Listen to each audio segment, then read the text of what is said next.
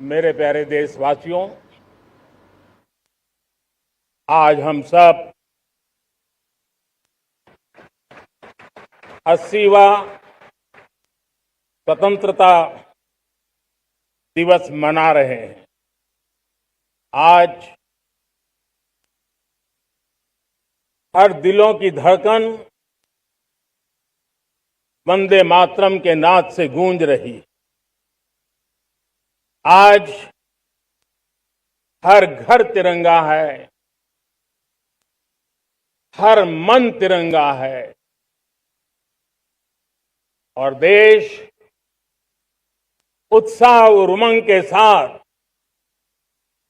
नए संकल्पों को लेकर के आज आगे बढ़ रहा है। आप सबको स्वतंत्रता दिवस की बहुत बहुत शुभकामनाएं।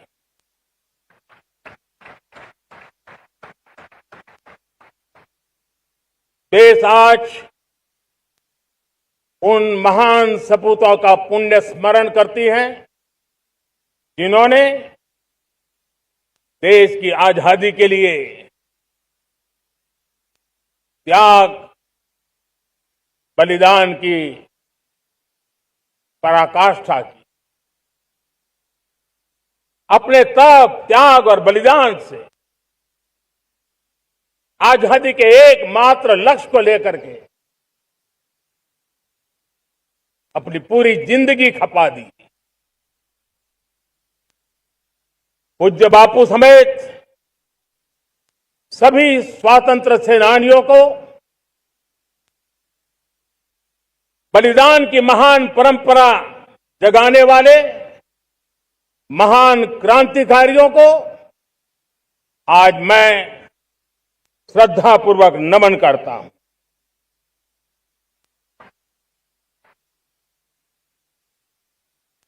आज जो इस समारोह में उपस्थित है उन सब के लिए आज एक ऐतिहासिक पल भी है।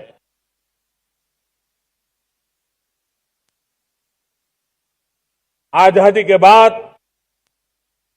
15 अगस्त को लाल किले पर पहली बार वंदे मातरम गूंज रहा है।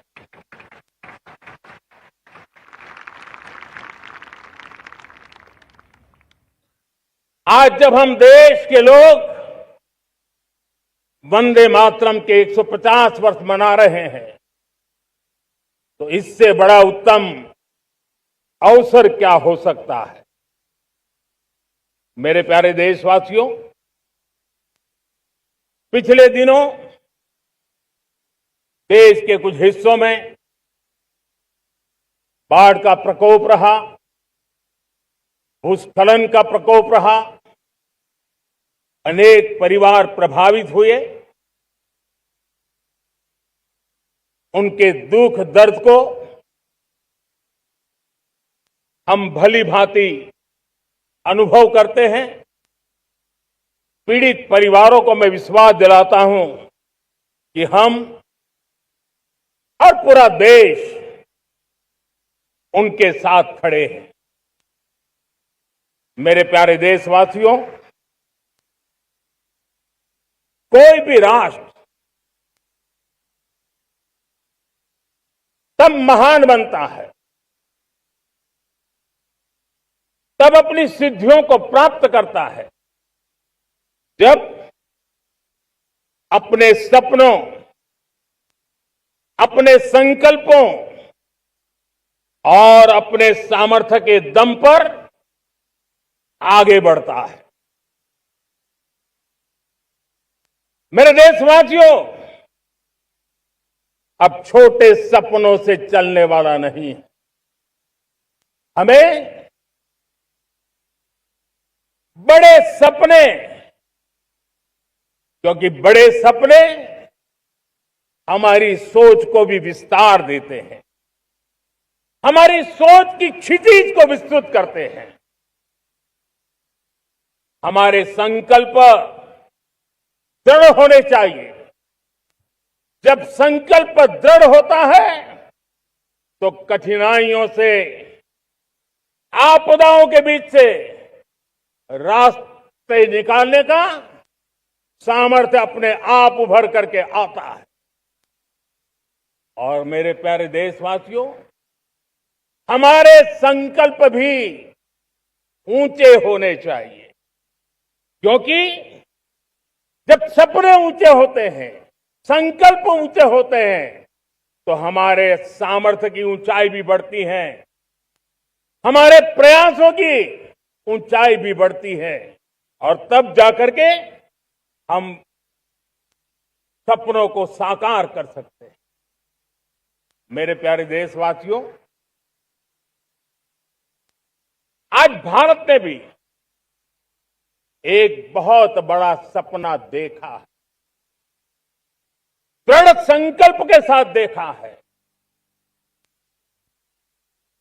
नई ऊंचाइयों को छूने के लिए देखा है, और वो सपना है जब आजादी के 100 साल होंगे, 2047 में हम विकसित भारत बना के रहेंगे। 140 करोड़ देशवासियों के पुरुषार्थ से इस लक्ष्य को हमें हासिल करना है। और जब दुनिया की सबसे बड़ी आबादी वाला देश विकसित होने का संकल्प लेता है, तो ये दुनिया की नजरों में भी हमारे साहस का परिचायक बन जाता है। दुनिया हमारी तरफ देखने का नजरिया बदलने के लिए मजबूर हो जाती है। प्यारे देशवासियों, और मैं ऐसे ही नहीं कह रहा हूं, पिछले 12 वर्ष में देश के कोटि कोटि नागरिकों ने, दलित हो, पीड़ित हो, वंचित हो, आदिवासी हो, गांव में रहने वाला हो, शहर में रहने वाला हो, गरीब हो, मध्यम वर्ग का हो, युवा हो, बुजुर्ग हो, नारी हो, पुरुष हो, उत्तर हो, दक्षिण हो, पूर्व हो, पश्चिम हो, हर किसी ने पिछले 12 साल में एक संकल्प के साथ, समर्पण के साथ देश को नई ऊंचाइयों पर ले जाने में हर प्रकार से प्रयास किया है। मैं उनके इस प्रयासों का आदरपूर्वक स्वीकार करता, और उसी का परिणाम है कि इतने कम समय में 25 करोड़ देशवासी गरीबी को परास्त करके गरीबी से बाहर निकले हैं। इन्हीं देशवासियों का प्रयास का परिणाम है कि हम कभी फ्रेजाइल 5 में गिरे जाते थे। 12 साल के भीतर भीतर हम एक मेजर इकोनॉमी में फास्टेस्ट ग्रोइंग इकोनॉमी बन गए हैं। साथियों, देश आजाद हुआ, बहुत सारे सपने लेकर के आजाद हुआ, लेकिन हम गति नहीं पकड़ पाए, रफ्तार नहीं पकड़ पाए। होती है, चलती है, अरे हो जाएगा, देखा जाएगा, उसी में खोए रहे। 2014 तक आते आते तो पूरे विश्व ने हमें फ्रेजाइल 5 के उस में डंप कर दिया था। ऐसे समय पिछले 12 साल में भारत ने एक नई रफ्तार पकड़ी, तेज गति से हम आगे बढ़ रहे हैं, और देशवासियों का संकल्प है कि अब 140 करोड़ देशवासियों के संकल्प को, सामर्थ्य को रोकना नामुमकिन है। प्यारे देशवासियों, पिछले 12 वर्षों में डिफेंस प्रोडक्शन करीब 4 गुना हुआ, खादी और ग्रामोद्योग का उत्पादन करीब 5 गुना हुआ, इलेक्ट्रॉनिक मैन्युफैक्चरिंग करीब 7 गुना बढ़ा, आधुनिक रेलवे कोच का निर्माण 21 गुना बढ़ा, मोबाइल फोन उत्पादन 33 गुना बढ़ा। इतना ही नहीं, आधुनिक युग को देकर के भी डिजिटल और इनोवेशन की दुनिया में भी हमने अपना परचम लहराया। इंटरनेट कंज्यूमर करीब करीब 4 गुना बढ़े। पेटेंट ग्रांट होने की संख्या 4 गुना बढ़ी। डिजिटल ट्रांजैक्शन 100 गुना बढ़े। सामान्य मानवीय की सुविधाओं की तरफ भी हमने उतना ही गंभीरता से काम किया। हर साल औसतन 15 गुना ज्यादा तेजी से हमने नल से जल कनेक्शन दिए। हर साल औसतन 6 गुनी ज्यादा रफ्तार से लोगों को गैस कनेक्शन दिए। हर साल 4 गुनी रफ्तार से गरीबों के लिए टॉयलेट बनाने का काम किया। हर साल 3 गुना ज्यादा तेजी से गरीबों को घर देने का काम किया। देश ने गवर्नेंस में भी बहुत बदलाव लाया। हजारों की संख्या में कंप्लायंसेस खत्म किए। सैकड़ों की तादाद में पुराने कानून खत्म किए। पिछली शताब्दी के कानूनों से 21वीं शताब्दी की मार्च नहीं हो सकती। हमने आधुनिक इंफ्रास्ट्रक्चर के लिए मेट्रो का विस्तार किया। हमने पब्लिक ट्रांसपोर्ट को ताकत दी। जिस स्पीड से काम, जिस स्केल पर काम किया, ये सब, ये रफ्तार, ये विस्तार, ये अचीवमेंट आजादी के बाद पहली बार पिछले 1 दशक ने देखा है। और जब इतनी सारी सिद्धियां हमारे सामने हो, इतनी तेज गति दिखाई देती हो, देशवासियों का सामर्थ्य पल पल प्रकट होता है, तब तो 2047 में विकसित भारत बनने का संकल्प कभी भी अधूरा नहीं रह सकता है। ये सारे आंकड़े इस बात की गवाही देते हैं कि हम आगे बढ़ने वाले हैं।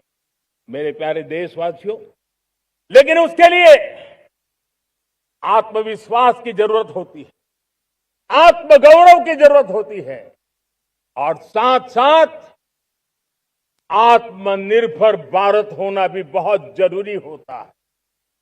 और इसलिए बीते वर्षों में हमारा कन्विक्शन रहा है कि भारत को हमें अब दूसरे देशों पर निर्भर रह करके नहीं जीना चाहिए। हमें आत्मनिर्भर बनना चाहिए।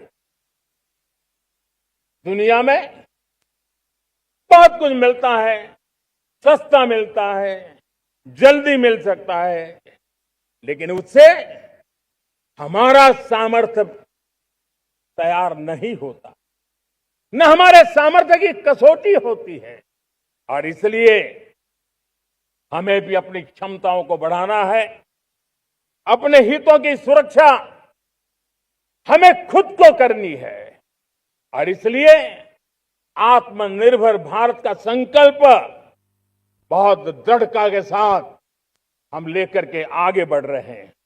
मेक इन इंडिया, स्वदेशी, वोकल फॉर लोकल, इन सारे क्षेत्रों में आज हर भारतीय का मन जुड़ रहा है।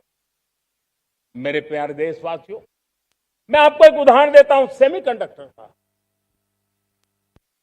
देश आजाद होने के बाद विश्व में तो सेमीकंडक्टर की चर्चा हो चुकी थी, हमारे यहां भी बातें होती थी, लेकिन सेमीकंडक्टर का कोई बड़ा प्लान हम आगे नहीं बढ़ा पाए। और आज स्थिति क्या है? आज की डिजिटल दुनिया में, आज की टेक्नोलॉजी में चिप का महात्म्य हम समझते हैं। कोई भी इलेक्ट्रॉनिक गुड्स होगा, हमारे मेडिकल इक्विपमेंट होंगे, हमारे ट्रांसपोर्ट के रास्ते होंगे, हर किसी में चिप अनिवार्य है। और इस चिप के बिना दुनिया थम जाए ऐसी स्थिति पैदा हो जाए। और इसलिए भारत ने आत्मनिर्भर होने की दिशा में अपना सेमीकंडक्टर प्लांट, बड़ा सेमीकंडक्टर प्लांट, 3 सेमीकंडक्टर प्लांट शुरू हो चुके हैं और मुझे बताया गया है कि वहां जो प्रोडक्शन हो रहा है वो एक्सपोर्ट होना शुरू हो चुका है। और मैं देशवासियों को कहना चाहता हूं, आने वाले 7-8 वर्ष में और 5, 7 या 8 सेमीकंडक्टर प्लांट बहुत ही जल्द शुरू होने वाले। ये आत्मनिर्भर भारत हमें विकसित भारत की दिशा में जाने का महामार्ग देती। मेरे प्यारे देशवासियों, वैसे ही एक चर्चा क्रिटिकल मिनरल की हो रही है। पूरी टेक्नोलॉजी क्रिटिकल मिनरल पर निर्भर है। भारत इसमें भी अपने आप को सुरक्षित करने में जुटा हुआ है। क्रिटिकल मिनरल का लक्ष्य साझा किया जाए। नेशनल क्रिटिकल मिनरल ये हमने लॉन्च किया। बजट में क्रिटिकल मिनरल कॉरिडोर की हमने घोषणा की है। कई देशों के साथ एग्रीमेंट हो रहे हैं। विश्व के कई देश अब इस क्रिटिकल मिनरल के विषय में भारत के पर भरोसा करने लगे हैं। मेरे प्यारे देशवासियों, जैसे सेमीकंडक्टर की बात हो, क्रिटिकल मिनरल की बात हो, वैसे ही जिस टेक्नोलॉजी की दिशा में हम जा रहे हैं, दुनिया जा रही है, उसमें एनर्जी का महत्व और बढ़ता चला जा रहा है। अब एनर्जी के बिना भी नई दुनिया को चलाना मुश्किल है और इसलिए हमें चिप हो, एआई हो, डेटा सेंटर हो, हमें बहुत बड़ी मात्रा में बिजली की जरूरत होगी। एनर्जी सिक्योरिटी ये हमारे समय की मांग है और इसलिए हमने पहले से ही उस दिशा में एक के बाद एक मजबूत कदम उठाए हैं। एनर्जी सिक्योरिटी का एक बड़ा माध्यम है परमाणु ऊर्जा, न्यूक्लियर एनर्जी। हमने पार्लियामेंट में शांति एक्ट पास कर करके एक नए लक्ष्य तरफ जाने का रास्ता तय कर लिया है। 2047 तक हम 100 गीगावाट न्यूक्लियर पावर का लक्ष्य लेकर के चल रहे हैं। इसी एक दशक में हम 5 नए न्यूक्लियर रिएक्टर शुरू करने का लक्ष्य लेकर के चल रहे हैं। इस वर्ष भारत ने फास्ट ब्रीडर न्यूक्लियर टेक्नोलॉजी में महारत हासिल करके एक अहम पड़ाव पार किया है और उसके कारण परमाणु ईंधन में आत्मनिर्भर बनने की दिशा में हमें एक बहुत बड़ा सफलता का कदम हमने रखा है। मेरे प्यारे देशवासियों, कई बार संसाधनों की कमी के कारण देश रुकता नहीं है, लेकिन रुकने का कारण सोच की सीमाएं होती हैं। जब सोच बंध जाती है, सीमाओं में सड़ने लग जाती है, तब हम अपने सामर्थ्य को भी पहचान नहीं पाते हैं। देश को आज कच्चे तेल पर निर्भर रहना पड़ रहा है और हमारी गलत सोच के कारण है। आप जान के हैरान हो जाएंगे, हमने समुद्री तट पे 99% हमारा समुद्री तट का पूरा हिस्सा ऐसी सोच के कारण नो गो एरिया घोषित करके रखा था। हमने ही समंदर के अंदर जाकर के एक्सप्लोरेशन न करने का निर्णय कर लिया था। ये सोच का दारिद्र्य था। हमने फैसला किया ये नहीं चल सकता। हमने उस 99% को जो कभी नो गो एरिया हुआ करते थे, हमने उसको गो एहेड एरिया के रूप में खुला कर दिया है।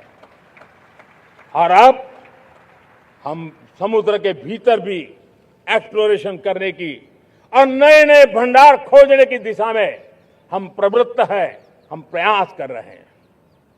हमने पिछले वर्ष उसी दिशा में एक महत्वपूर्ण कदम रखते हुए समुद्र मंथन की घोषणा की थी और पिछले दिनों हमने 85,000 करोड़ रुपए इस काम के लिए आवंटित करके काम को गति देने का निर्णय कर लिया है। मेरे प्यारे देशवासियों, एनर्जी सिक्योरिटी, इसका मैंने कहा कि हमें ऑल्टरनेट स्रोतों की तरफ भी पूरी शक्ति लगाना बहुत जरूरी है और इसलिए ऊर्जा का सही इस्तेमाल बढ़ाते हुए भारत इसी दिशा में आज तेजी से काम कर रहा है। 2014 से पहले, मतलब आज से 12 साल पहले, हमारे देश में सिर्फ 70 शहरों में पाइप से गैस की व्यवस्था थी, पाइप से गैस डिस्ट्रीब्यूशन होता था। 12 साल में इन 70 शहरों को हमने 700 शहरों तक पहुंचा दिया है। ये होती है रफ्तार, ये होता है विस्तार। 2014 के पहले मुश्किल से 20-22 लाख घरों में पाइप से गैस पहुंचता था। आज 1.25 करोड़ घरों में पाइप से गैस पहुंचाने का काम हो रहा है। 12 वर्ष पहले देश में सोलर एनर्जी की कैपेसिटी सिर्फ 2 गीगावाट थी। 2 गीगावाट, आज 160 गीगावाट हमने प्राप्त किया है लक्ष्य। मेरे प्यारे देशवासियों, मैं एक और जानकारी देता हूं। हमने इसका लाभ देश के मध्यम वर्ग को, सामान्य परिवार को मिले, इस तरफ भी उतना ही ध्यान केंद्रित किया। हमने पीएम सूर्यघर मुफ्त बिजली योजना चालू की और आज मुझे संतोष है कि इतने कम समय में 50 लाख घरों का सोलर एनर्जी का काम हम आंकड़ा पार कर चुके हैं। तेजी से चल रहा है और उसके कारण हजारों घरों का बिजली बिल 0 हो गया है। हजारों घर अपनी बिजली का उपयोग करने से अतिरिक्त बिजली आज बेच करके कमाई कर रहे हैं। हर परिवार को हम इस काम के लिए 80,000 रुपया सरकार की तरफ से एक एक परिवार को मदद दी जा रही है, तब जाकर के हम इस काम को पूरा कर रहे हैं। मेरे प्यारे देशवासियों, आपको जानकर के हैरानी होगी, ये जो हमारी रेलवे है उसका इलेक्ट्रिफिकेशन का काम हमारे देश में 1925 में शुरू हुआ था। 1925 में इलेक्ट्रिफिकेशन का काम शुरू हुआ, लेकिन 90 साल में 1925 से लेकर के 90 साल में सिर्फ 30% रेल का इलेक्ट्रिफिकेशन हुआ था। यानी 90 साल में 30%। हमारी रफ्तार देखिए, लक्ष्य को पाने के लिए हमारी दौड़ देख लीजिए। हमने इन एक दशक के अंदर 100% काम पूरा कर दिया।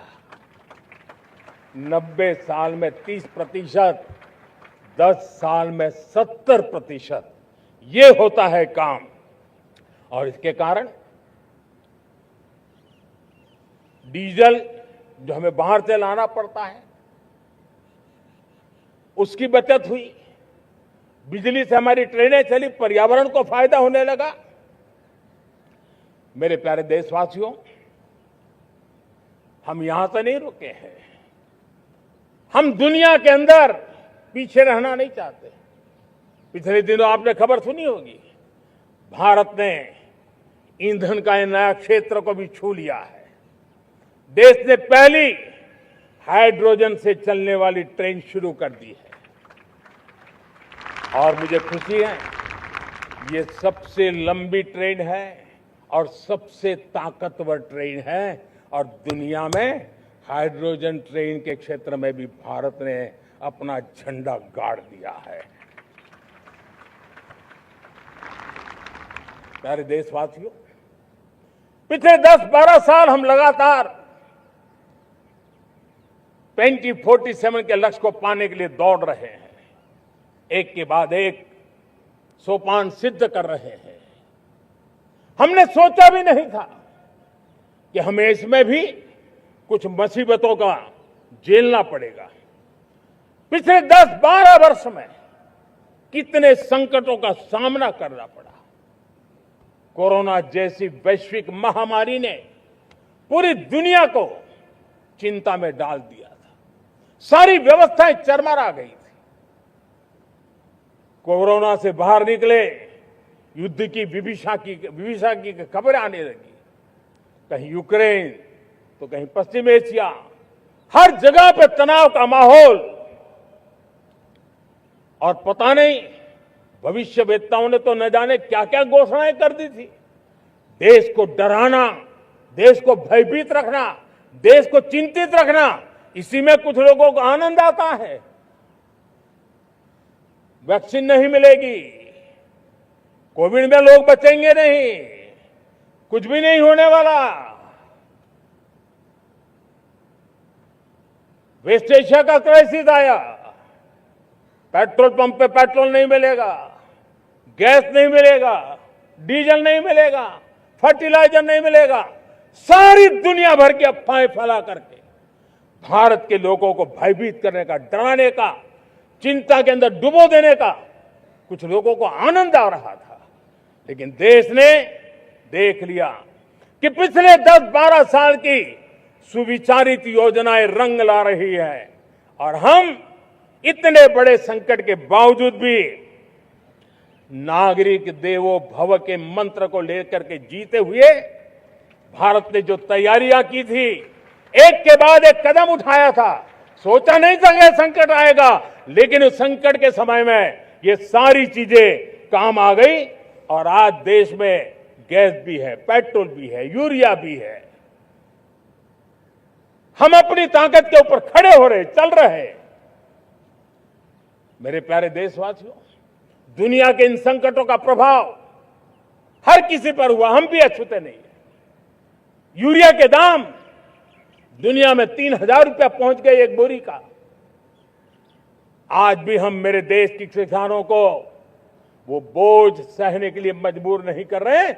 सरकार अपने कंधों पर वो बोझ उठा रहा है और दुनिया से जो 3,000 रुपया में यूरिया का बोरा हमें मिलता है, वो हमारे किसानों को हम सिर्फ 300 रुपये में दे पाते हैं। इतना ही नहीं, डीएपी आज दुनिया में बाजार 5,000 पहुंच चुका है, लेकिन मेरे देश के किसानों को दिक्कत ना हो, इसलिए 1,350 रुपये में आज भी डीएपी देने का काम हम कर रहे हैं। मेरे प्यारे देशवासियों, एक समय था जब मैं आत्मनिर्भरता की बात कर रहा था तो कुछ लोग एयर कंडीशन चैम्बर में बैठ करके सोचने वाले लोग हमें बता रहे थे ग्लोबलाइजेशन का क्या होगा। लेकिन दुनिया देख रही है कि पिछले एक दशक में ऐसा लग रहा है कि दुनिया ने ग्लोबलाइजेशन बोलना ही बंद कर दिया है। जहां से ग्लोबलाइजेशन की आवाज आती थी वो बंद सुनाई नहीं देती है। दुनिया का हर देश अपनी अपनी संभालों के मिजाज की तरफ गया है। लेकिन दुर्भाग्य से इस संकट के कालखंड में कुछ लोगों ने अपना रुतबा दिखाने के लिए संसाधनों को वेपनाइज करने का खेल खेला है। दुनिया अपने पास जो कुछ भी है उसको वेपनाइज करने में लगी है। संसाधनों का वेपनाइज, रिसोर्स का वेपनाइज, पेट्रोल, डीजल, फर्टिलाइजर, दवाइयां, टेक्नोलॉजी की चिप्स, इतना ही नहीं, भूभाग को भी वेपनाइज किया जा रहा है। और ऐसे समय अगर हम आत्मनिर्भरता मंत्र को लेकर 10 साल सही दिशा में न चले होते तो हम कल्पना कर सकते हैं कि ऐसी चुनौतियों का मजबूती से मुकाबला कैसे करते। और हमारी तैयारियां निरंतर बढ़ती जा रही है मेरे प्यारे देशवासियों। दूसरी तरफ आज भारत का प्रोफाइल पूरी तरफ बढ़ रहा है। आज भारत दुनिया के लिए एक स्वीकृत और सम्मानीय देश के रूप में बन रहा है। भारत के पास स्थिर पॉलिटिकल मैंडेट है, स्थिर सरकार है, भारत का वाइब्रेंट लोकतंत्र है, भारत का मजबूत न्याय तंत्र है और हम सबको दिशा देने वाला भारत का संविधान है। और अब दुनिया हमारे इन सामर्थ्य को पहचानने लगी है और इसलिए 2014 के बाद दुनिया करीब करीब 40 देशों के साथ हमारा FTA एग्रीमेंट हो रहा है। अब देखिए कितना बड़ा अवसर आया है। लेकिन ये जो ट्रेड एग्रीमेंट्स हुए हैं ये एक बहुत बड़ा अवसर है और इसलिए खास करके मैं मेरे MSMEs को कहना चाहूंगा कि हमें इस मौके को छोड़ना नहीं है। दुनिया में हमें पहुंचना है। भारत के उत्पाद की हर चीज विश्व के बाजार में पहुंचे और चाहे हमारा टेक्सटाइल हो, हमारी मशीनरी हो, हमने दवाइयां हो, हमने मौका छोड़ना नहीं है। लेकिन वैश्विक जो पैरामीटर्स हैं उस पैरामीटर को हमें पार करना होगा। हमें दुनिया से जो मिलता है उसे अच्छा देना पड़ेगा, दुनिया में जो मिलता है उसे सस्ता देना पड़ेगा। और पंजाब के लुधियाना से लेकर के तमिलनाडु के तिरुपुर तक हमारा टेक्सटाइल सेक्टर दुनिया में पहुंच सकता है। इतना ही नहीं, केरलम से लेकर के गुजरात और तमिलनाडु से लेकर के बंगाल, ये हमारा समुद्री तट, हमारे मछुआरे भाई बहन आज इस FTA के कारण हमारे श्रिप यानी झींगा उसके एक्सपोर्ट की बहुत संभावना बनी है। हमारे सी फूड की दुनिया में पहुंच बनने की संभावना पड़ी हुई है। और इसलिए मैं चाहूंगा कि हम इस परिस्थिति का फायदा उठाते हुए, हम आगे चलते हुए हम इन कामों को पार करने के लिए प्रयास करें। मेरे प्यारे देशवासियों, मैंने जो भूमिका आपके सामने रखी है उसके पीछे 2047 का लक्ष्य इन मजबूत नींव पर खड़ा है। 2047 विकसित भारत का लक्ष्य हमने पिछले 10-12 साल में देशवासियों ने जो सामर्थ्य दिखाया है उस सामर्थ्य का हिस्सा है। और इसलिए मेरे प्यारे भाइयों बहनों, सदी का 1/4 हिस्सा बीत चुका है और अगला 1/4 हमारे लिए अत्यंत महत्वपूर्ण है। अब हम रुक नहीं सकते हैं, हमारी गति नहीं रुक सकती है, हमारी दिशा तय हो चुकी है, हमें प्राप्त करके रहना है। और इसके लिए हमें अपना वर्क कल्चर बदलना होगा। हमारे वर्क कल्चर को बदलते हुए हमें हमारी सोच को भी बदलना होगा, हमें हमारे काम की गति को भी बदलना होगा। जो काम पिछले 5-7 दशक में नहीं हुए हैं वो काम हमें आने वाले 5-7 साल में करने हैं। और मेरा भरोसा है मेरे देश की युवा शक्ति पर, मेरे देश के नौजवानों पर, मेरे देश की माताओं को बहनों पर, मेरे देश के किसानों पर, मेरे देश के मजदूरों पर कि हम इस सपने को साकार कर सकते हैं। और इसलिए हमें रिफॉर्म की गति को भी आगे बढ़ाना है। और जब मैं रिफॉर्म की बात कर रहा हूं, रिफॉर्म नहीं हमारे लिए कोई कंपल्सन है, नहीं रिफॉर्म ये हमारे के लिए कोई बजबड़ है। हमारे लिए रिफॉर्म ये कन्विक्शन है। आउट ऑफ कन्विक्शन हम रिफॉर्म एक्सप्रेस पर चल पड़े हैं और हम आने वाले दिनों में भी नेक्स्ट लेवल रिफॉर्म की ओर बढ़ने वाले हैं।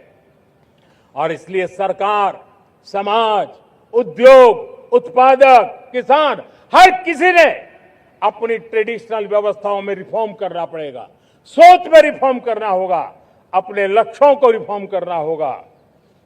और इसलिए मेरे प्यारे देशवासियों, हमें एक निश्चित दिशा में को लेकर के चलना होगा। मैं आज उस युग को भी याद करना चाहूंगा जब देश भारत का सामर्थ्य सप्त सिंधु के रूप में हम जानते थे, हम समझते थे, हम सुनते थे। अब विकसित भारत बनाने के लिए हमें नई धारा चाहिए। आज लाल किले की प्राचीर से मैं देश के सामने शक्ति की सप्त धारा का आह्वान करता हूं।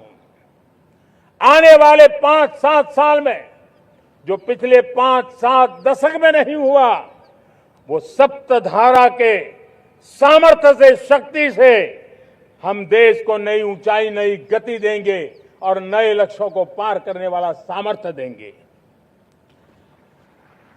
और इसके साथ साथ देश की युवा शक्ति का सामर्थ्य का भरपूर राष्ट्र निर्माण में उपयोग होगा, उनकी शक्ति जोड़ी जाएगी। आने वाले दिनों में जब मैं सप्तधारा की बात करता हूं, सप्तधारा की पहली शक्ति है मैन्युफैक्चरिंग पावर। मेरे प्यारे देशवासियों, हमें मैन्युफैक्चरिंग सेक्टर को बहुत आगे बढ़ाना होगा और प्रोडक्शन बढ़ाने के साथ साथ हमें छोटे छोटे पुर्जे भी बनाने हैं और बड़े बड़े प्रोडक्ट भी बनाने हैं। पूरा वैल्यू चेन हमारा होना चाहिए और उसे लेकर के चलना। हमें कंपोनेंट भी चाहिए और हमें कंप्लीट मैन्युफैक्चरिंग भी चाहिए, कंप्लीट प्रोडक्ट भी चाहिए। डिजाइन से लेकर मैन्युफैक्चरिंग तक भारत को ग्लोबल सप्लाई चेन का भरोसामंद केंद्र बनना होगा। इसके लिए मैं 3 चीजों पर विशेष जोर देना चाहता हूं। मैन्युफैक्चरिंग के क्षेत्र में जो मेरे भाई बहन हैं, ये समय का ये अवसर है, इस अवसर को जाने मत दें।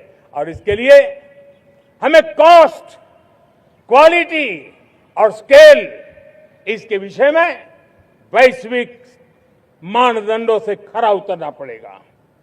हमारी फैक्ट्रीज कॉम्पिटिटिव हो, हमारे प्रोडक्ट्स यूजर फ्रेंडली हो, हमारा पैकेजिंग दुनिया के लोगों को लुभावने वाला हो, आकर्षित करने वाला हो, हमारा जीरो डिफेक्ट प्रिसिजन मैन्युफैक्चरिंग, ये हमारी पहचान बनना चाहिए।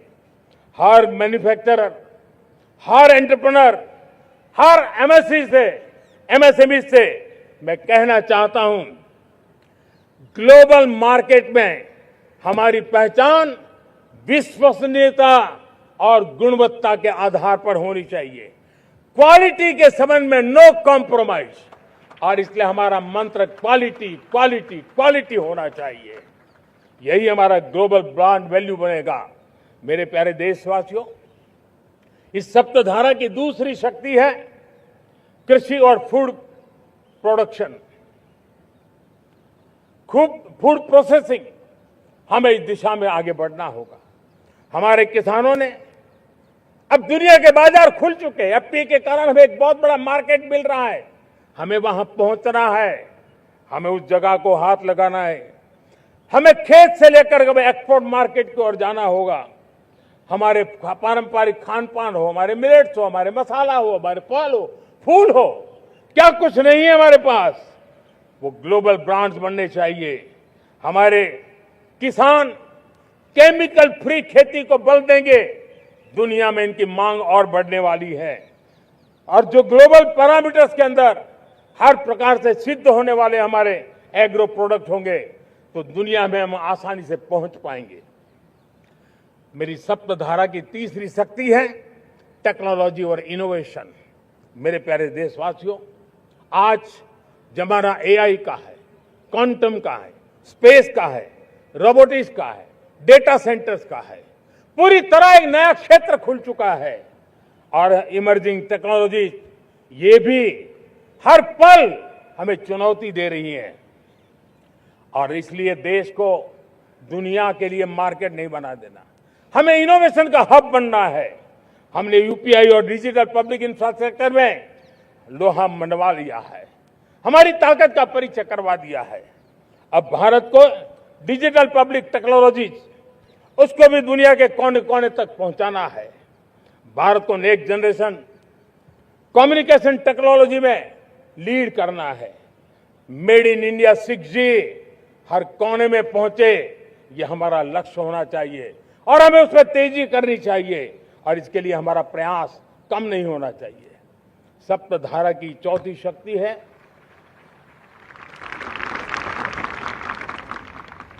गति शक्ति। यह गति शक्ति देश के अंदर सीमलेस फास्ट कनेक्टिविटी पर हमें बल देना होगा। शहरों को हाई स्पीड रेल से हमें जोड़ना होगा। मॉडर्न हाईवे चाहिए, इनलैंड वाटरवेज चाहिए, एयरपोर्ट चाहिए, मल्टी मॉडल लॉजिस्टिक की व्यवस्था चाहिए। हमें पोर्ट्स को सिर्फ सामान उतारना चढ़ाने की जगह नहीं, दुनिया के शिप्स आकर के लंगर हो जाए इतना नहीं, हमें हमारे पोर्ट्स को पोर्ट लेड डेवलपमेंट ग्रोथ की दिशा में हमें आगे बढ़ना होगा। हमारी पांचवी शक्ति है सप्तधारा की, वो है रक्षा शक्ति। और ये रक्षा शक्ति का महत्व हर प्रकार से है। मेरे प्यारे देशवासियों, डिफेंस में आत्मनिर्भर होना अब भारत ने अनुभव कर लिया, दुनिया ने अनुभव कर लिया है, इसके बिना कोई चारा नहीं है। विश्व जब अपनी अपनी ही सोच रहा है, तब भारत विश्व के लिए बाजार बन करके नहीं रह सकता है। हमें डिफेंस के क्षेत्र में आत्मनिर्भर होना होगा। Next generation defence technology develop करके हमें ग्लोबल सप्लायर बनने की दिशा में हमें लक्ष्य लेकर के चलना है। हमें ड्रोन, काउंटर ड्रोन सिस्टम को विकसित करना होगा और हाइपरसोनिक डिफेंस टेक्नोलॉजीज, उस पर हमें लीडरशिप लेनी होगी। साथियों, साइबर सुरक्षा भी आज हर घर के लिए एक समस्या बन रही है। वो भी एक रक्षा का क्षेत्र है जिसमें हमारे युवाओं की जो सामर्थ्य है, उस सामर्थ्य का उपयोग हम देश के और दुनिया के लिए कर सकते हैं। हमारी सप्तधारा की छठी शक्ति है ग्रीन इकोनॉमी, ब्लू इकोनॉमी, जो ग्रीन जॉब को भी जन्म देती है। हमें green hydrogen, renewable energy, energy storage, green mobility, green manufacturing in global scale हमें पा करके रहना है।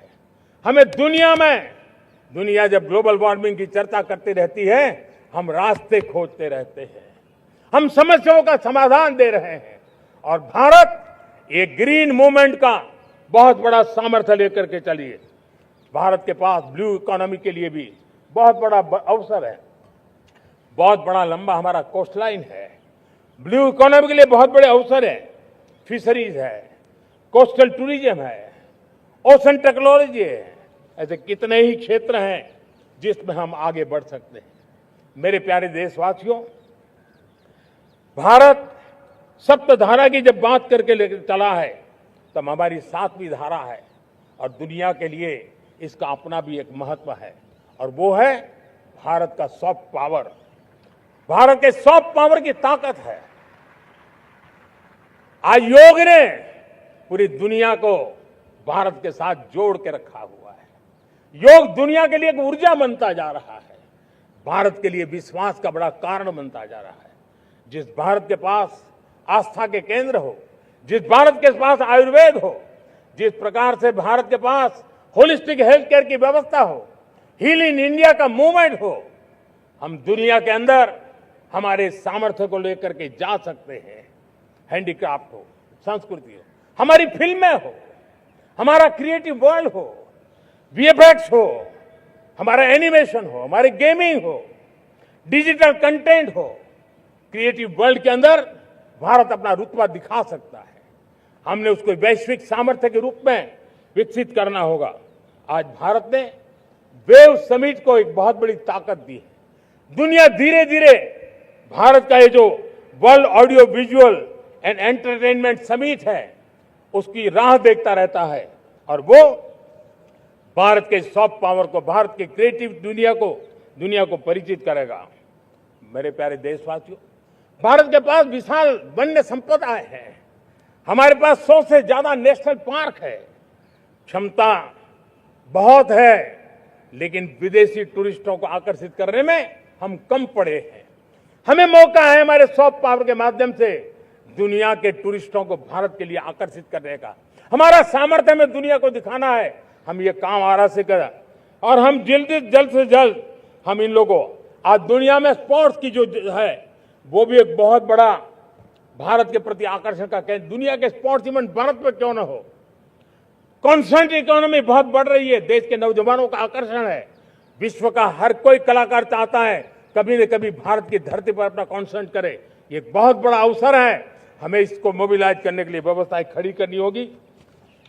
साथियों, सप्तधारा की इन 7 शक्तियां उद्देश्य सिर्फ एक सेक्टर में प्रगति करने का नहीं है। एक होलिस्टिक अप्रोच के साथ हमें राष्ट्र को जो लक्ष्य लेकर के हम चल रहे हैं, जो एम्बिशन लेकर के चल रहे हैं, उस स्केल को हमें पार करने की दिशा में काम करना है। मेरे प्यारे देशवासियों, कुछ चीजें मैंने बताई हैं, लेकिन मैं इससे भी आगे सोचता हूं। मैं जरा देश को झकझोरना चाहता हूं। मैं देश की शक्ति को भी झकझोरना चाहता हूं। देश यानी सिर्फ सरकार नहीं होती है, देश यानी हर नागरिक जुड़ता है। क्या हम सोच नहीं सकते कि फॉर्च्यून 500 की चर्चा तो बहुत सुनते हैं, आने वाले एक दशक में इन फॉर्च्यून 500 में 50 कंपनियां भारत की क्यों न हो, ये लक्ष्य हमारा क्यों न होना चाहिए। आज बैंकिंग सेक्टर फल फूल रहा है। दुनिया की टॉप बैंक के अंदर भारत की बैंक का झंडा भी क्यों न फहरता हो। भारत की बैंक भी टॉप बैंक 5 बैंक में भारत की भी एक बैंक होनी चाहिए। भारत की फार्मा की दिशा में हमने बहुत काम किया है, लेकिन समय की मांग है कि दुनिया की 5 बड़ी फार्मा कंपनियों में भारत की भी 1-2 फार्मा कंपनियों का नाम गूंजना चाहिए। भारत उसमें अपना स्थान बनाना चाहिए। लॉ फर्म्स होते हैं, रेटिंग एजेंसी होती है। क्या समय की मांग नहीं है कि ग्लोबल लीडरशिप अब हमारे हाथ में होनी चाहिए। टैलेंट है, सामर्थ्य है, हमारा लंबा इतिहास भी है, भाषाओं पर हमारा प्रभुत्व है। हमें विश्व में पहुंचना चाहिए। हमारी कोई कंसल्टिंग फर्म, अकाउंटिंग फर्म दुनिया के टॉप फर्म्स के अंदर क्यों नहीं होनी चाहिए। भारत की टेक्नोलॉजी कंपनियां दुनिया के अंदर सिरमौर हो, यह हमारा लक्ष्य होना चाहिए। हमारे ऐसे ब्रांड हो जिससे दुनिया आकर्षित होती हो। हमारे ब्रांड हमारे देश की पहचान हो और विश्व के लिए एक डेस्टिनेशन बन जाए। उस दिशा में हमें काम करना है और इसके लिए मैं राज्य सरकारों को कहना चाहता हूं, मैं स्थानिक स्वराज की संस्थाओं को कहना चाहता हूं, भारत सरकार का भी यह दायित्व है कि हमें हमारे रिफॉर्म की गति बढ़ानी होगी।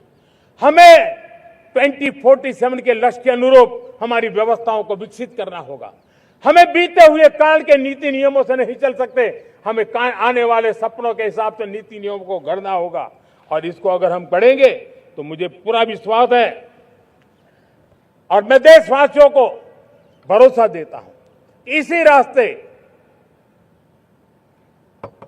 मेहनत में कोई कमी न करते हुए हम विकसित भारत का सपना पार करके रहेंगे। हमें सबको मिलकर के चलना है, केंद्र सरकार हो, राज्य सरकार हो, इंडस्ट्री हो, हम सब ने मिलकर के आगे बढ़ना है। हमें रिफॉर्म्स करते रहना है, रिफॉर्म्स को आगे बढ़ाते रहना है। और मैंने पहले भी कहा था, हम रिफॉर्म कंपल्सन से नहीं, कन्विक्शन से कर रहे हैं, लक्ष्य को प्राप्त करने के लिए कर रहे हैं। मेरे प्यारे देशवासियों, जब मैं विकसित भारत की बात कर रहा हूं, देश को तेज गति से आगे बढ़ाने की बात कर रहा हूं, उसका सबसे बड़ा लाभार्थी कौन है? इन सारे प्रयासों का सबसे बड़ा साधक कौन है? अगर साधक है तो मेरे देश का युवा है, मेरे देश की युवा शक्ति है। विकसित भारत की यात्रा में युवाओं की बहुत बड़ी भूमिका है। इतना ही नहीं, विकसित भारत का सबसे बड़ा लाभार्थी भी मेरे देश का युवा है और इसलिए हमें विकसित भारत के लक्ष्य को युवाओं के साथ जोड़ करके आगे बढ़ाना है। युवाओं हमारी सर्वोच्च प्राथमिकता के साथ हमें आगे बढ़ना है। साथियों, पिछले 10-12 साल में उस दिशा में बहुत कुछ हुआ है। स्टार्टअप इंडिया अभियान, आज पूरे देश में 2.5 लाख से ज्यादा रजिस्टर्ड स्टार्टअप बन गए। देश के नौजवान खुद तो काम कर रहे हैं, अनेकों को रोजगार दे रहे हैं। 1 लाख करोड़ रुपया इनोवेशन फंड भारत सरकार ने घोषित किया है। मैं देश को, नौजवानों को कहना चाहता हूं, आप अपने सपनों को लेकर के आइए, संसाधनों की कमी नहीं रहने देंगे।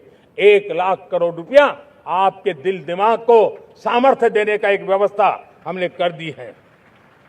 रिसर्च के नए अवसर मिले, डिजिटल इंडिया के नए सस्ते डेटा, ये युवाओं को सशक्त किया। दुनिया में सस्ता डेटा कहीं है तो भारत की धरती पर है, और देश के नौजवानों को उसने नई ताकत दी है। स्किल इंडिया हमने नेशनल प्रोग्राम बनाया है। स्पेस सेक्टर को हमने ओपन कर दिया। नेशनल ड्रोन पॉलिसी हमने बनाई है। खेलो इंडिया पॉलिसी बनाई है। 35 वर्षों तक एजुकेशन पॉलिसी नहीं थी, नई एजुकेशन पॉलिसी लेकर के आए हैं, और इसका फायदा मिडिल क्लास के परिवारों को हुआ है। साथियों, 2004 से 14 आंकड़े मुझे देना चाहिए आपको। 2004 से 14 हमारे देश में 350 से भी कम यूनिवर्सिटी थी, और आज 10-12 साल के भीतर भीतर करीब 650 नई यूनिवर्सिटी जुड़ चुकी है। करीब 1000 का आंकड़ा हम पहुंच रहे हैं। 2014 के पहले मेडिकल की सिर्फ 400 सीटें हुआ करती थी, आज करीब 850 सीटें मेडिकल की हो रही है। इतना ही नहीं, अब विदेशी यूनिवर्सिटी भी भारत की धरती पर आ रही है। भारत के अंदर विदेशी यूनिवर्सिटी की डिग्री मेरे नौजवान को मिले, इसका प्रबंध भी हो चुका है। हमारे देश के युवा मन बचपन से ही टेक्नोलॉजी की तरफ आकर्षित हो, उस दिशा में हम काम कर रहे हैं, और इसलिए हमने करीब 10,000 से अधिक अटल टिंकरिंग लैब छोटे छोटे बच्चों के हवाले कर दी है, ताकि उनका इनोवेशन और टेक्नोलॉजी के अंदर उनका मन बने। 12 वर्ष युवा, हमने अनेक रास्ते खोले। हम स्टार्टअप ओपन कर दिया, आपने देखा होगा। भारत के प्राइवेट स्टार्टअप 28 साल की एवरेज उम्र के बच्चों ने, नौजवानों ने दुनिया में पहले ही ट्रायल में अपना सैटेलाइट लॉन्च कर दिया और रॉकेट लॉन्च कर दिया। उन्होंने बहुत बड़ा काम कर दिया साथियों। आज करीब 2.5 लाख से ज्यादा रजिस्टर्ड स्टार्टअप है। हमने पिछले दिनों एआई इंपैक्ट समिट किया था। एआई का विस्तार बहुत तेजी से बढ़ रहा है। लाल किले से मैं देश के नौजवानों के लिए घोषणा करना चाहता हूं। हमने तय किया है कि आने वाले 1 वर्ष में 1 करोड़ युवाओं को एआई स्किल के लिए ट्रेनिंग देने का हम काम करेंगे, ताकि हमारा देश का नौजवान एआई की दुनिया में भी नेतृत्व करने का सामर्थ्य। मेरे साथियों, बायो इकोनॉमी एक नया क्षेत्र है। एक समय था 2014 के पहले सिर्फ 60,000 करोड़ रुपए का बायो इकोनॉमी का काम होता था। मेरे देश के नौजवान, आपने क्या कमाल कर दिया है। देखिए, नीतियां जब सही होती है, लक्ष्य जब साफ होता है, तो मेरे देश के नौजवान कैसा करके थे। बायो इकोनॉमी में देश की युवा शक्ति ने सामर्थ्य दिखाया। 2014 के पहले जो 60,000 करोड़ का कारोबार था, आज वो कारोबार बायो इकोनॉमी 20 लाख करोड़ पहुंच चुकी है। दोस्तों,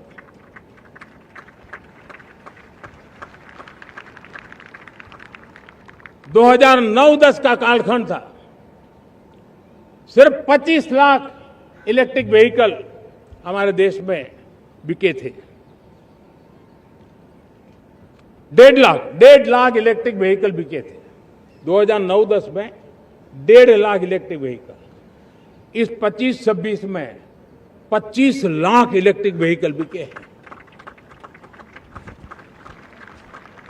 मेरे प्यारे देशवासियों, एविएशन सेक्टर भी मेरे नौजवानों के लिए बहुत तेजी से आगे बढ़ रहा है। नए एयरपोर्ट, नए रूट, नए नए रोजगार के अवसर बना रहे हैं। मेंटेनेंस, ओवरहॉलिंग, इसके भी कारण देश में बहुत बड़ी मात्रा में स्किल मैन पावर को काम मिल रहा है। मेड इन इंडिया हवाई जहाज बनाने की दिशा में हमने सफलता पाई है। Made in India defence transport aircraft C295 already अपनी उड़ान भर चुका है, सफल उड़ान भर चुका है। ये देश के नौजवानों के लिए, मेरे साथियों, ड्रोन ने भी बहुत बड़ा काम किया है। स्वामित्व योजना, गांव में ड्रोन से स्वामित्व योजना सफल हो रही है। करीब 3.25 करोड़ परिवारों को स्वामित्व योजना का लाभ मिला है और इसके कारण 140 लाख करोड़ रुपए जैसी संपत्ति अनलॉक हुई है, जिसके कारण बैंक से लोन मिल सकता है, लोग अपना कारोबार कर सकते हैं। मेरे प्यारे देशवासियों, हमारे मध्यम वर्गीय परिवारों के सामने एक बहुत बड़ा बोझ बन चुका है कोचिंग क्लासेस की स्पर्धा। हर माँ बाप को लग रहा है कि कोचिंग क्लास में बच्चे को नहीं भेजा तो हम प्रतिष्ठित परिवार नहीं है।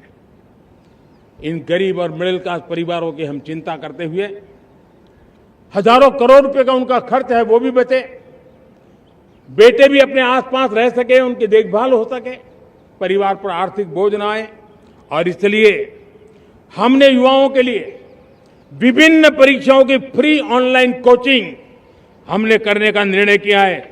डिजिटल पब्लिक इंफ्रास्ट्रक्चर है, हमारे पास उत्तम टैलेंट है, टीचर्स हैं, उन संसाधनों को जोड़ करके हम देश के नौजवानों को फ्री कोचिंग देने का एक पूरा नेटवर्क हम खड़ा करने वाले हैं।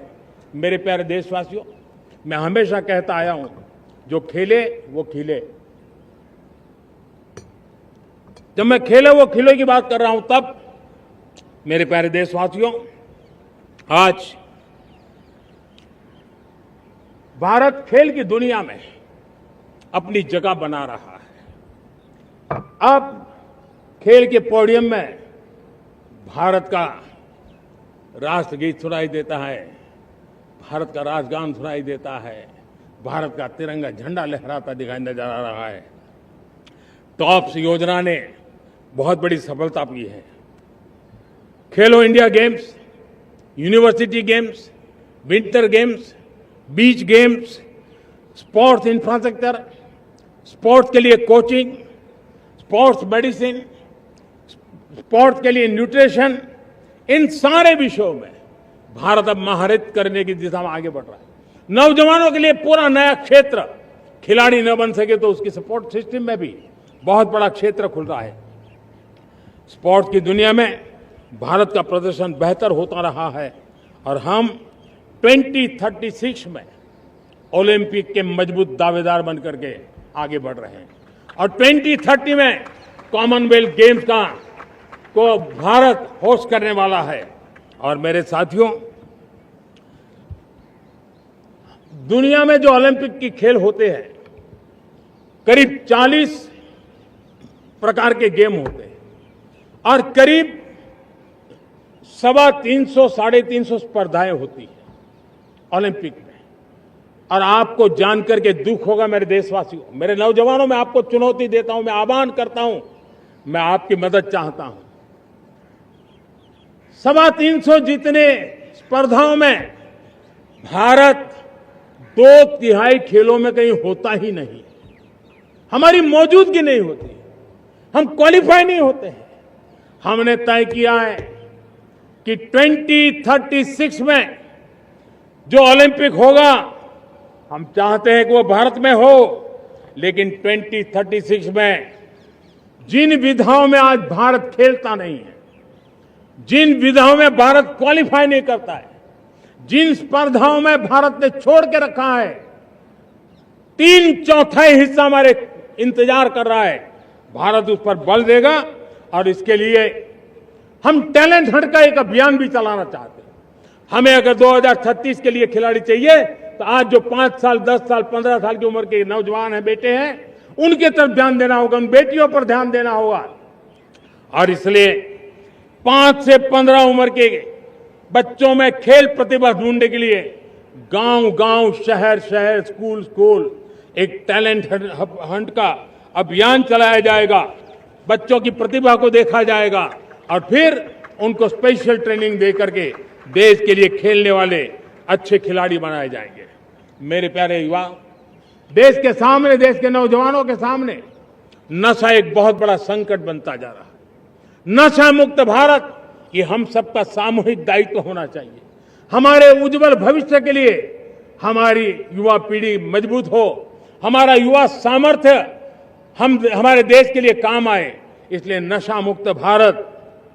पिछले दिनों माय भारत के वॉलंटियर्स ने, देश के एनजीओ ने, देश के सामाजिक सांस्कृतिक संगठनों ने, देश के आध्यात्मिक पुरुषों ने मिलकर के नशा मुक्त भारत का 100 सप्ताह का एक कार्यक्रम तय किया है।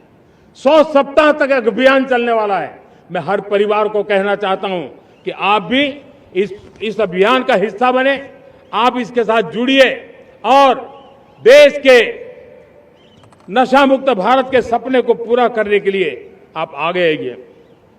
मेरे प्यारे देशवासियों, 21वीं सदी में दशकों पुरानी जो चुनौतियां हैं, उन चुनौतियों को खत्म करना बहुत अनिवार्य है। नक्सलवाद, माओवाद लाखों युवाओं के भविष्य को तबाह कर दिया। अनेक माताओं के दुधमल नौजवानों को छीन लिया, बर्बाद कर दिया। हर मां बाप के सपनों को चूर चूर कर दिया। इस नक्सलवाद ने 4 दशक तक हिंदुस्तान के बहुत बड़े हिस्से को, बहुत बड़ी आबादी को दबोच करके रखा था, बंदूक के नोक पर दबोच करके रखा था, संविधान की धज्जियां उड़ा दी थी और देश के सामान्य नागरिकों की रक्षा में 3,500 से ज्यादा हमारे पुलिस के, सुरक्षा बल के जवान शहीद हो गए। युद्ध के अंदर जितने सैनिक मरते हैं, उससे ज्यादा हमारे पुलिस जवानों को जान की बाजी लगानी पड़ी ताकि देश के सामान्य मानवी को सुरक्षा मिले। ये नक्सलवाद ने धरती को लहूलुहान कर दिया था। 2014 में आपने जब हमें मौका दिया, उसी दिन हमने संकल्प लिया था कि हम देश को नक्सलवाद से मुक्त करेंगे। और आज मुझे खुशी है कि नक्सली माओवादी हिंसा आखिरी सांस भी शायद रहने की अब तो ताकत नहीं रही है। पूरी तरह उसे खत्म करने की दिशा में जहां पर कभी नक्सलवादियों की गोलियां चलती थी, जहां पर कभी धरती रक्त रंजित रहा करती थी, आज उसी नक्सल क्षेत्रों में, उसी इलाकों में नक्सल मुक्त होने के कारण विकास, विश्वास और प्रयास का तिरंगा लहरा रहा है। मेरे प्यारे देशवासियों, लेकिन इस चुनौती को हमने कम नहीं आंकना है। इस चुनौती से हमें और भी सावधान रहने की जरूरत है। वर्षों तक देश की सत्ता में माओवादी सोच के लोग गलियारों में अपनी जगह बना करके बैठे थे। सरकारी कमेटियों में सलाहकार के रूप में भी ये माओवादी सोच ने नीतियों को प्रभावित किया था। मेरे प्यारे देशवासियों, जंगलों में हमें हथियारी नक्सलों का खात्मा बुलाने में, उस संकट से देश को मुक्त कराने में सफलता मिली है। लेकिन हथियारी नक्सल तो गए, लेकिन दिमागी नक्सल, ये दिमागी नक्सल मौके की तलाश में है।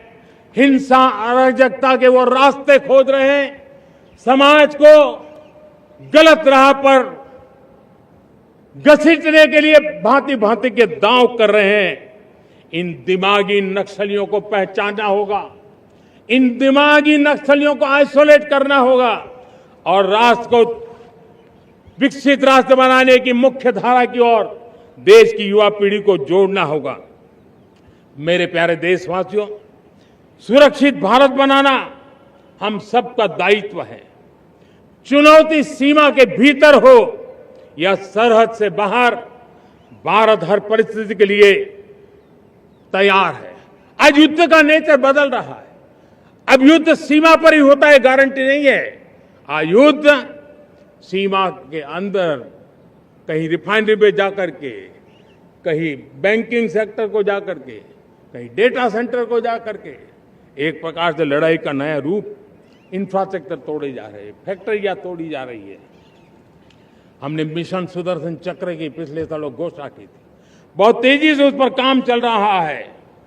आज डिफेंस एक्सपोर्ट हमारा करीब 50 गुना बढ़ा है। करीब 100 देशों में हमारे अस्त्र शस्त्र पहुंच रहे हैं।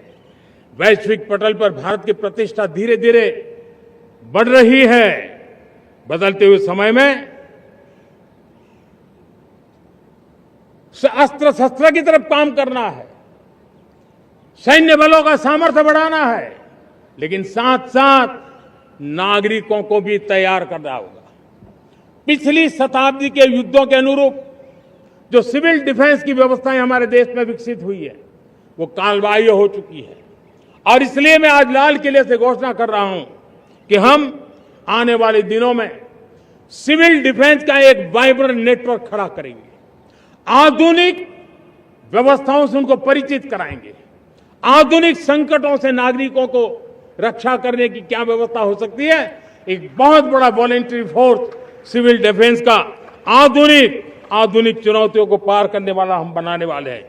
मेरे प्यारे देशवासियों, राष्ट्र के निर्माण में आज हमारी बहनों बेटियों का योगदान हम सब के लिए बहुत बड़ा प्रेरणा का कारण बना हुआ है।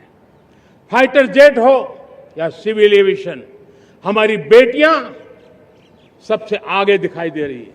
खेलकूद का मैदान हो, हमारी बेटियां आगे दिखाई दे रही है। स्टेम एजुकेशन में भर्ती होने की प्रक्रिया हो, सबसे ज्यादा हमारी बेटियां आगे दिख रही है। आज सेना में भी एनडीए से जो बच्चियां निकली हैं, वो बड़े रौब के साथ देश की सेना का नेतृत्व करने का सामर्थ्य दिखाने लगी है। मेरी बेटियों की ताकत कैसी है। मैं पिछले दिनों साणंद में एक सेमीकंडक्टर प्लांट में गया। वहां आदिवासी बेटियां, देश के अलग अलग कोने से आई हुई बेटियां काम कर रही थी। वो उस गांव से आई थी जिन्होंने पासपोर्ट क्या होता है पता तक नहीं था। वो बेटियां विदेशों में गई, ट्रेनिंग लेकर के आई और आज चिप निर्माण का काम कर रही है और बड़े कॉन्फिडेंस, मैं जो उनका कॉन्फिडेंस देखा, मैं सचमुच में बहुत प्रभावित हुआ था। आज 3 करोड़ बहनों को हमने लखपति दीदी बनाने का लक्ष्य तय किया था, उसको पार कर लिया। अब हम 6 करोड़ लखपति दीदी बनाने के लक्ष्य को लेकर के आगे बढ़ रहे हैं। 3 करोड़ नई लखपति दीदी बनना मतलब ग्रामीण अर्थव्यवस्था में बहुत बड़ा बदलाव मातृशक्ति के द्वारा आने वाला है। मेरे प्यारे देशवासियों, आज पंचायतों में, नगर पालिका में, महानगर पालिका में बहुत बड़ी मात्रा में हमारी महिलाएं जनप्रतिनिधि बनकर के देश का मार्गदर्शन कर रही है, समस्याओं का समाधान कर रही है, बहुत ही सक्षम नेतृत्व दे रही है। और इसी को ध्यान में रखते हुए हमने पार्लियामेंट में नारी शक्ति वंदन अधिनियम पारित किया था, लेकिन किसी न किसी कारण से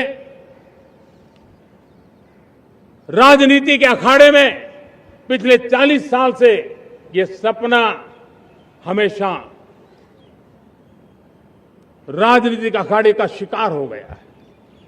मैं देश के सभी राजनीतिक दलों से आज लाल किले की प्राचीर से तिरंगे झंडे की छाया में खड़े होकर के प्रार्थना करता हूं, आग्रह करता हूं, आइए उन महिलाओं के सामर्थ्य के पुजारी बनिए, उन महिलाओं के सम्मान में आगे आइए और जल्द से जल्द हमारी माताओं बहनों को 33% विधानसभा और लोकसभा में उनको प्रतिनिधित्व मिले, वे भारत की नीति घड़तर के अंदर अपना योगदान दे। समय की मांग है और मैं सभी राजनीतिक दलों से फिर से आग्रह करता हूं, आइए महिला आरक्षण लागू करके महिला सम्मान में आप भी जुड़िए, आप भी यश लीजिए, आप भी क्रेडिट लीजिए, लेकिन मेरी माताओं बहनों को हक दीजिए। मेरे प्यारे देशवासियों, विकसित भारत का संकल्प तभी पूरा होगा जब विकास अंतिम व्यक्ति तक पहुंचेगा। 2014 से पहले सिर्फ 25 करोड़ लोगों के पास सोशल सिक्योरिटी का कवर था, सिर्फ 25 करोड़ के पास। साथियों, पिछले 5-7 दशक में सिर्फ 25 करोड़, हमने एक दशक के भीतर भीतर 100 करोड़ देशवासियों को सोशल सिक्योरिटी का कवच दिया है।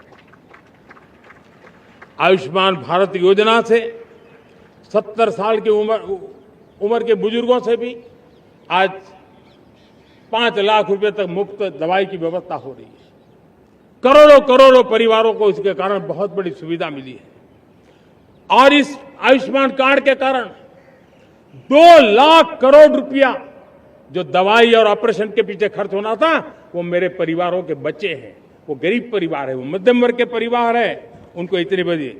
मेरे प्यारे देशवासियों, आज मुझे एक काम के लिए आपकी मदद चाहिए। मैं आप सबसे एक मदद मांग रहा हूं। सभी नौजवानों से मैं चाहता हूं कि आप इसका नेतृत्व करिए।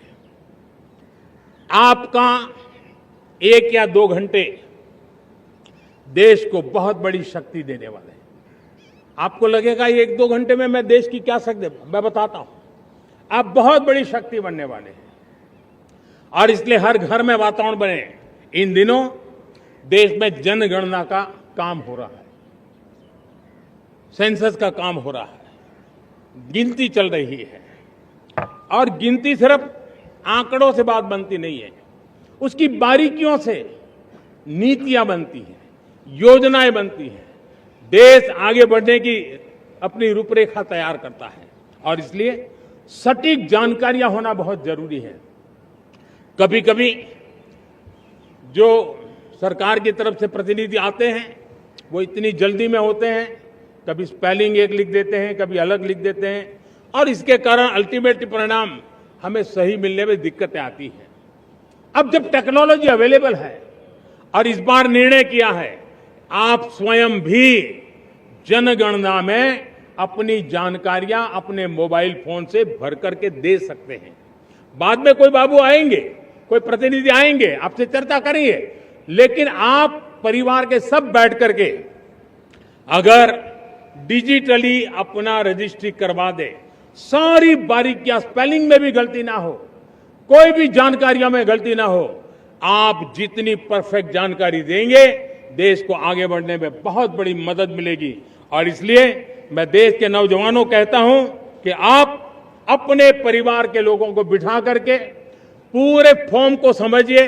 पहले कागज पे फॉर्म को भर दीजिए, कोई गलती है तो करेक्ट कर लीजिए, और फिर टेक्नोलॉजिकली उसको डिजिटली इसको अपलोड कर दीजिए। आप देखिए इतना बड़ा काम देश कर लेगा और देश का समय और शक्ति सही काम के लिए उपयोग आएगा।